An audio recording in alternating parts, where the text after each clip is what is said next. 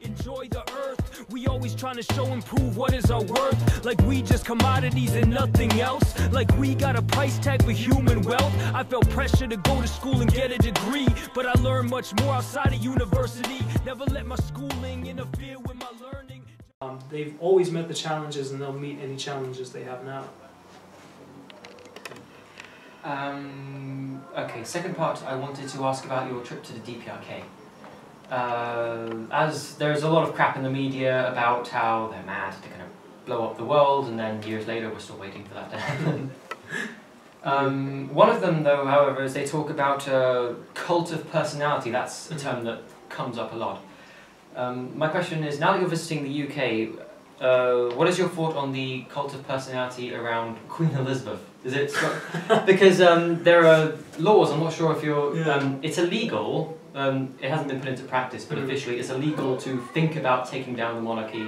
Her face is on all the pictures, and if you were here in 2012 during the Jubilee, then people would forget about the colonies and they'd think, yeah, Queen Elizabeth, come on, it's the best one. Yeah. And one more thing, in the United States, of course, they put your leaders on the face of a mountain, Mount Rushmore.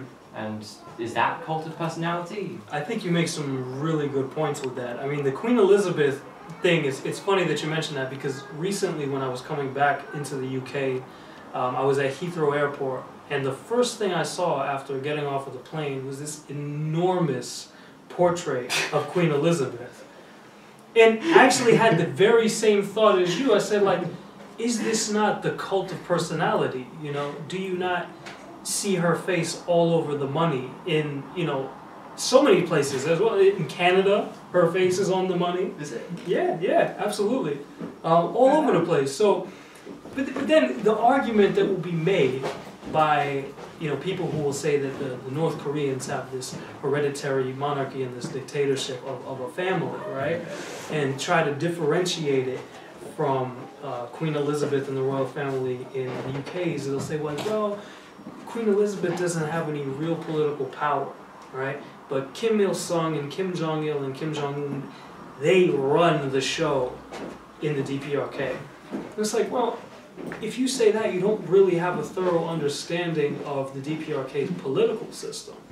I mean, first of all, there's a political system in which there's several political parties participating in the ruling coalition. The Workers' Party is the one that everybody, you know, talks about, knows about. There's also a Social Democratic Party, a Catholic Party as they refer to it. So there's different forces in political life, but as I mentioned in the talk, I think that when half of your territory is occupied by US imperialism, by the puppet government of South Korea, then you're not able to really have the type of fully democratic system that you might have otherwise. Cuba, the same thing. You know, there's nothing actually in Leninism that says that you need to only have one political party in political life. Like, whether in the establishment or that you can't have competing tendencies. The history of the international socialist and communist movement has been something that's moved in that direction principally because of the external forces wanting to bring about counter-revolution. So the personality cult thing is interesting, and yeah, there is a difference, let's say, between Cuba and Korea in that regard, because Cuba has been very clear that, you know, we're against the so-called cult of personality. We're against having Fidel's image anywhere, Raul's. I mean, not that their images don't pop up. You have like posters and, you know, things like that with images of the leaders, but you won't see statues anywhere of any Cuban leader who's alive, for example, which is different than in Korea.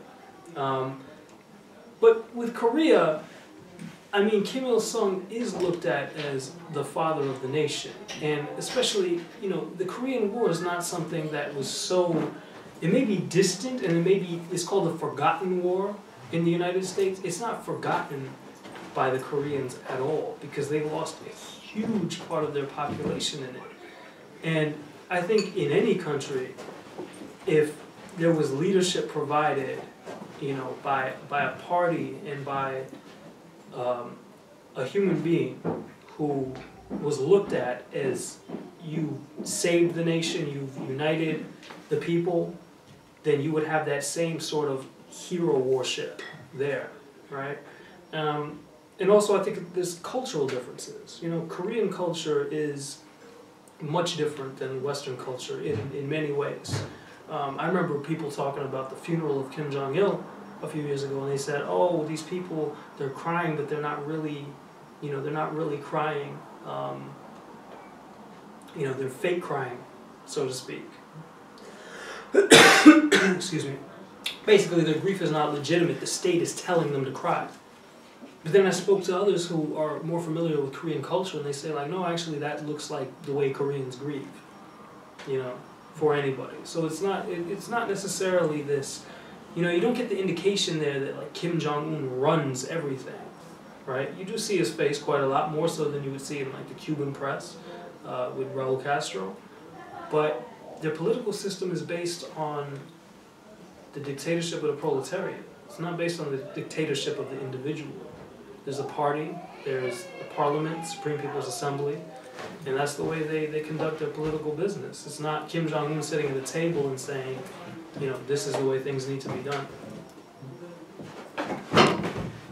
Apart from Cuba and the DPRK, are there any other socialist countries that you visited?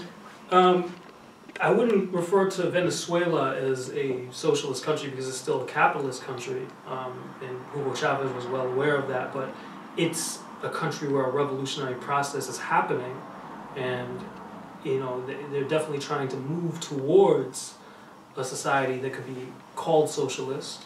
The Bolivarian Revolution was one of the more inspiring places, or excuse me, Venezuela was one of the more inspiring places that I've seen in the Bolivarian process, one of the most inspiring processes I've ever seen in my life.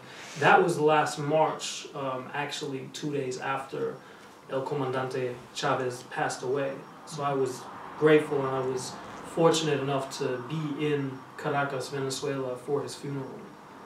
So to actually see, I mean, just huge amounts of people lining up to mourn Chavez. It was like nothing else. And I was there with a German guy working for RT. The German guy was not very political at all. He was just a cameraman. He did, you know, it's his job to travel around and film whatever he's told to film. And I remember him looking at me at one point and saying, like, man, if Angela Merkel, the Chancellor of Germany, died, do you think anybody would be in line to see her body? And that just brought it home. It brought it home. It's like, you know what? No. Because Angela Merkel is not leading a process that is democratizing society. The Venezuelan Revolution is really an experiment in the essence of what democracy should be. People having real democratic control over their lives, over where resources go, over, you know, ultimately towards socialism, where they'll actually control the economy. But, you know, the Venezuelan Revolution has moved in a direction that is way different than anybody could have predicted, because the world has changed so much since the collapse of the socialist country, since the counter-revolution of '89 to '91. So it'll be interesting to see where it goes. I mean, they've weathered a storm this year with some pretty big protests that were, you know, the shots were called from Washington, D.C., no doubt about it, and trying to overthrow the you know, Maduro government, Maduro being the predecessor to Chavez. So, inspiring stuff. And as we were seeing, the funerals after Chavez had died were so large, and in a DPRK as well, they had mass funerals, but in Britain it was very different when Thatcher died. Like you compared with Mandela. Yeah. I didn't witness any of the protests myself because I lived in the countryside at the time.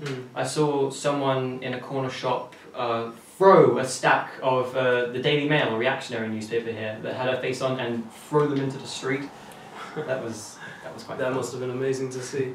I mean, just on that point, it's incredible because the Economist magazine, right? The Economist magazine ran, and you know, super bourgeois newspaper, there's no question about it.